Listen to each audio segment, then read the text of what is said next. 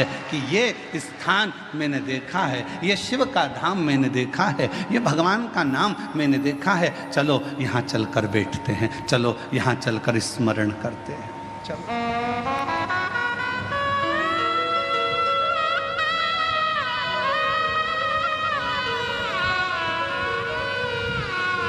कथा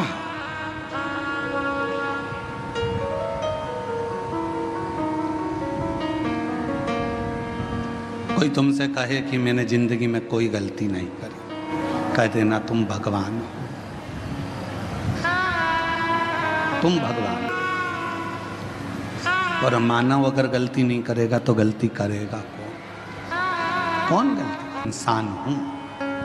और फिर निवेदन है मेरी जीजियों, भगवान बनने की कोशिश भी मत करना और इंसान को भगवान बनने का प्रयास भी नहीं करना चाहिए। इंसान को इंसान रहने दो, इंसान को इंसान। आज के जमाने में बहुत, कलिकाल में बहुत आडंबर हो रहा है। लोग हर इंसान को भगवान बनाए जा रहे हैं और इंसान भगवान बन बन के बैठ जाता है। लोग कहते हैं वो भगवान जैसा, वो भगवान जैसा। नहीं, इंसान को इंसान रहने दो और भगवान को भगवान रहने दो। उसको भगवान रहने दो और तुम इंसान, भगवान मत बनना।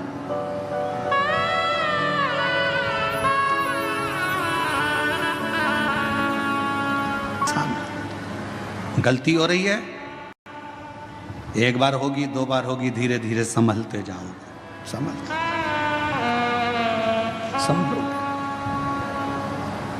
उसका काम है क्षमा करना और तुम्हारा काम है गलती करना। करो,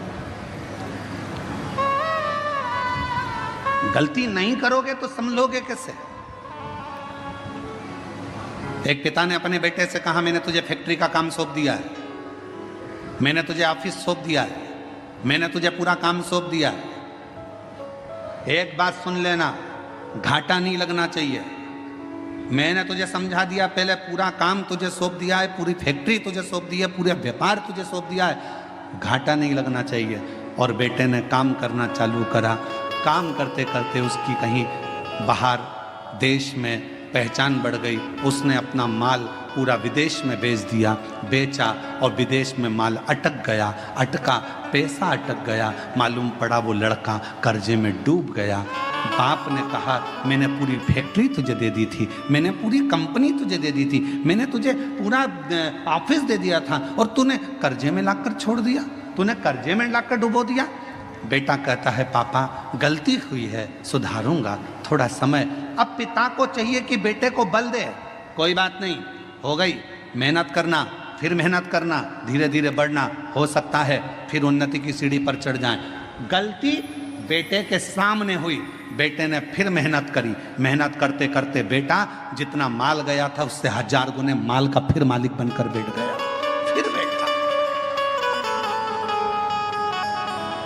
और अब वो बेटा गलती नहीं करता। क्यों? क्योंकि पहले माल भेजने में गलती हो गई थी, पहले ऐसे गलती हो गई थी, अब नहीं होगी। किसी किसी को तो भगवान भी पृथ्वी पर जन्म देने के बाद सोचता है, इसको तो भेजना ही नहीं था तो अच्छा था। मालूम क्या था कि इतनी निंदा, इतनी बुराई, इतनी चुगली, इतने अपशब्द, इतनी गाली, इतना आड़ा टेढ़ा बोलेगी, इतना अपशब्द बोलेगा, ऐसा रहेगा, दिन भर बेकार काम करेगा, लोगों का दिल दुखाएगा। तो भगवान भी सोचता है, इसको एक बार तो जन्म दे दिया, अगली बार नहीं भेजना इसको, चाहे कुछ भी हो जाए, इसको 94 तरह के नरकों में पटक देना, पर पृथ्वी पर मत भेजना इसको। इतना झूठ, इतना छल, इतना प्रपंच, इतने गलत शब्द, इतना अपशब्द, इसको पृथ्वी पर मत भेजना। अब भेज दिया। हो जाए गलती, हो जाए तो कोई बात नहीं, पर भगवान नहीं बनना अपन को, अपन इंसान के इंसान। सत्संग, कथा, स्मरण भगवान के करीब में लेकर जाता है।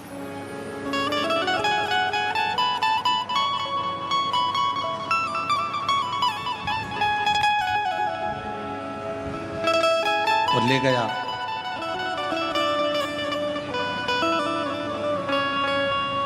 भागीरथ जी ने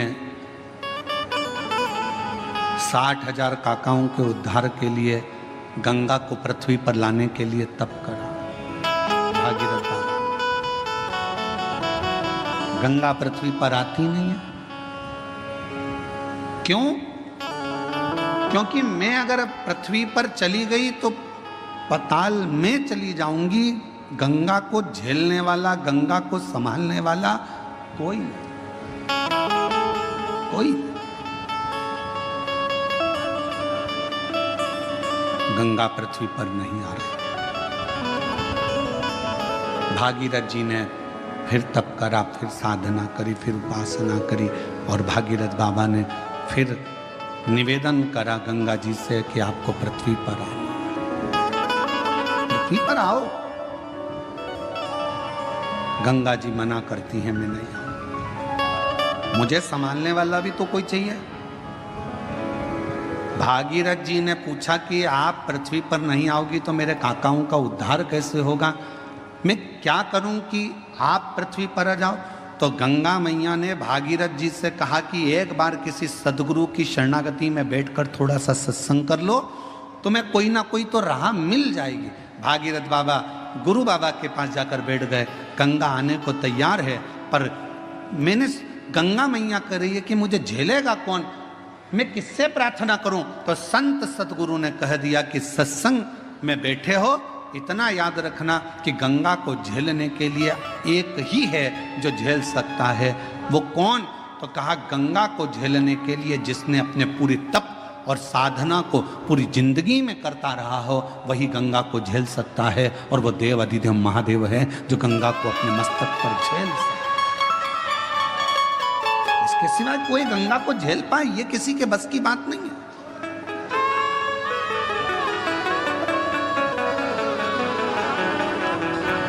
भागीरथ जी ने शिव जी की आराधना करी। बाबा भोलेनाथ जी से विनय करा।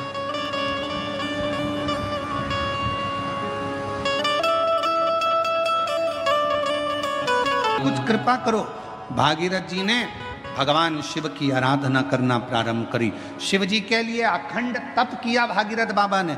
ऐसी अखंड साधना करी कि भगवान शंकर का कैलाश धाम हिल जाए, पर शिव का कैलाश नहीं हिला। भागीरथ जी ने खूब तप करा, पर शंकर भगवान का कैलाश धाम नहीं हिल पाया, हिला ही नहीं।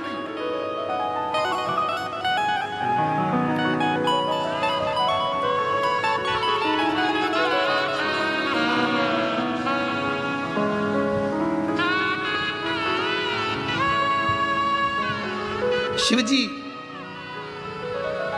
तुम्हारे तप से, शिवजी तुम्हारी साधना से, शिवजी तुम्हारी तपस्या से जितनी जल्दी प्रसन्न नहीं होते, शिवजी उतनी जल्दी एक लोटे जल से प्रसन्न हो जाते हैं।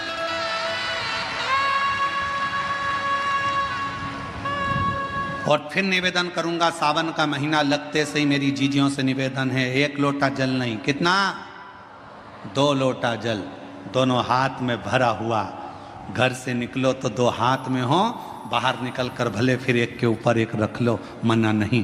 पर शंकर के मंदिर में जब पहुँचो, दोनों हाथ में जल हो और शिव जी के ऊपर दोनों धार एक साथ, बाबा के धार जल की 2 एक साथ लगना चाहिए और शिव जी से अपने मन की प्रार्थना करना चाहिए। शिव स्वीकार करो। भागीरथ जी ने तप करा, शिव जी का कैलाश नहीं हिला। साधना करी, शिव जी का कैलाश नहीं हिला। तप साधना से शिव का धाम नहीं हिला, क्योंकि शिव तप से, शिव साधना से, शिव तपस्या से, शिव तुम्हारी साधना से जितनी जल्दी प्रसन्न नहीं होते, तप से जितनी जल्दी प्रसन्न नहीं होते, भगवान शंकर तुम्हारी साधना से जितनी जल्दी प्रसन्न नहीं होते, मेरा देव अधिदेव महादेव उतनी जल्दी एक लोटा जल से प्रसन्न हो जाता है। एक लोटा जल, सारी समस्या का हल। जम के बोलो जरा, एक लोटा जल। ये भगवान शिव को प्रसन्न करने का सबसे सुंदर तरीका है।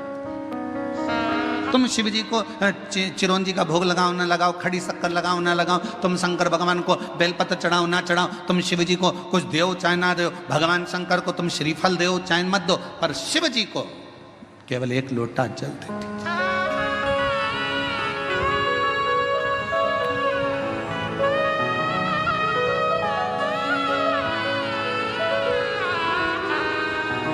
छत्तीसगढ़ में एक बहन ने एक प्रश्न लिख के भेजा था कि भगवान के मंदिर में नारियल क्यों तोड़ा जाता है।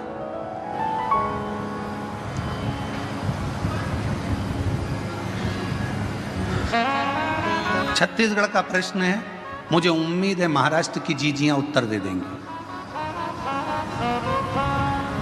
मेरे जीजा उन भी बोल सकते हैं। भगवान के मंदिर में नारियल क्यों तोड़ा जाता है, तो छत्तीसगढ़ के निकुंभ का यह प्रश्न था, क्यों तोड़ते हैं भगवान के मंदिर में नारियल, क्यों तोड़ा जाता है, क्यों तोड़ा जाता है। भाई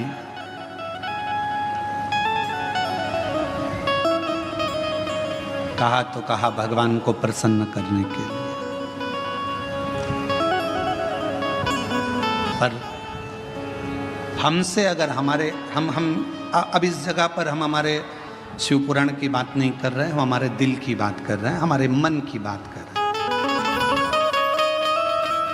ये हम हमारे मन से कर रहे हैं कि जी ने पूछा कि भगवान के मंदिर में नारियल क्यों तोड़ा जाता है, तो शायद मेरा दिल कहता है कि भगवान भी कहते होंगे तू मेरे मंदिर में नारियल तोड़ ले पर अपने घर को मत टूटने देना, तू मेरे मंदिर में नारियल तोड़ ले पर अपने राष्ट्र को मत टूटने देना, तू मेरे मंदिर में नारियल तोड़ ले पर अपने सनातन को मत टूटने देना, वो नारियल के रूप में स्वीकार।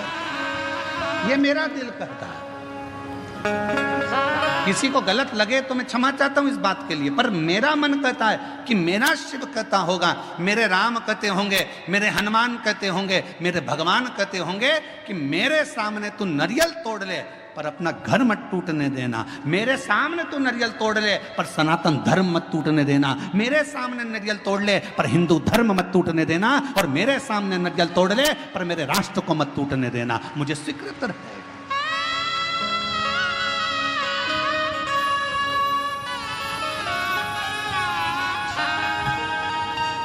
मुझे नारियल का टूटना स्वीकार है पर सनातन धर्म का टूटना स्वीकार नहीं है।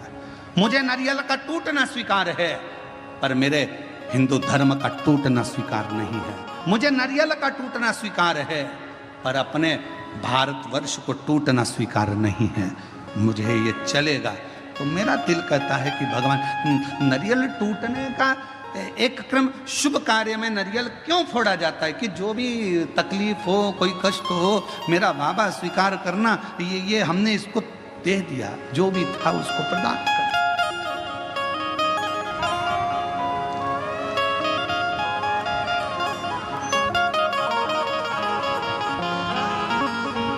और इसीलिए शायद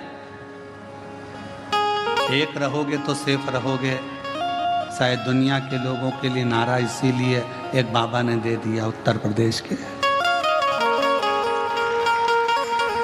इसीलिए उत्तर प्रदेश के एक बाबा जी ने नारा दे दिया कि एक रहोगे तो सेफ रहना है तो एक रहना। पर अभी बहुत विचित्र, बहुत बड़ा एक चक्रव्यूह रचा जा रहा है समाजों को तोड़ने के लिए। एक बहुत बड़ा चक्रव्यूह रचा जा रहा है। हम ये समाज के हैं, हम वो समाज के हैं, ऐसा हो गया वैसा हो गया। मेरा तो हाथ जोड़कर निवेदन है, इन सब बातों को भूल जाओ। हम सनातनी हैं, हम हिंदू हैं, हम एक रहें, इससे बढ़कर मत टूटो। जरा से वोट बैंक के चक्कर में समाजों में ना टूटा जाए। हम मनु और शत्रुपा शिव महापुराण की कथा, विष्णु पुराण की कथा, अग्नि पुराण की कथा, नर्मदा पुराण की कथा, लिंग पुराण की कथा, नारद पुराण की कथा, ब्रह्म विवर्त पुराण की कथा, बरहा पुराण की कथा, कुर्म पुराण की कथा, जितनी भी कथा निकालोगे सारी कथा में एक चरित्र आएगा। ब्रह्मा जी सृष्टि की रचना भगवान शिव के कहने पर करते हैं। सृष्टि की रचना करने पर ब्रह्मा अपनी जंघा से मनु शत्रुपा को प्रकट करते हैं और वो मनु और शत्रुपा की संतान आप और हम आज तक हैं। एक ही संतान है, मनु और शत्रुपा की औलाद आप और हम हैं। हमें यह पैदा नहीं करा गया कि तुम ब्राह्मण थे कि क्षत्रिय थे कि वैश्य थे कि शूद्र थे।